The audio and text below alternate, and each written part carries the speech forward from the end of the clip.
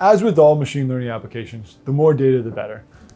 But we always think about this as how do we help scientists and companies get better, not just be perfect. The idea that you're going to have some magical system tomorrow that can pull stuff out of a hat just isn't really practical at this day and age. We always think about this in terms of, can we make scientists 10% more efficient, 20% more efficient, 50% more efficient? And the way to do that is to start to build out this infrastructure of data that's correctly labeled, correctly structured. And then on top of that, we can layer in these algorithms that are actually tuned for small data problems.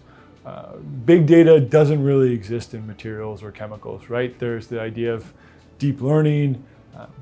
We're not quite there yet within a company in terms of how much data does an actual chemical company collect within a year with regards to formulations. And so our models are specifically tuned to these smaller data problems, so they're more flexible, they handle noise better than some of the bigger data techniques.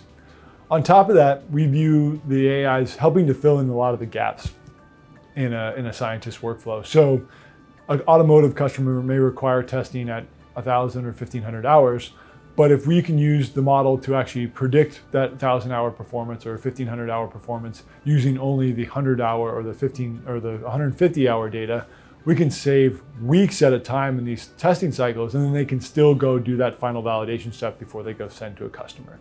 To imagine a world where automotive and aerospace companies aren't requiring 2,000-hour, 3,000-hour tests for a lot of their products probably won't be in the near future.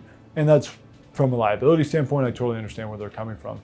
But from an iterative standpoint, so what a adhesive manufacturer or paint manufacturer may do in their development, I think there's big opportunities to change there. We oftentimes will sort of highlight these relationships or the strong relationships between different condition sets of a test, whether it's maybe different substrates, different aging times or temperatures, or maybe aging mediums between these tests where they might be technically different, but actually the chemicals or the materials perform relatively similarly or in a correlated fashion.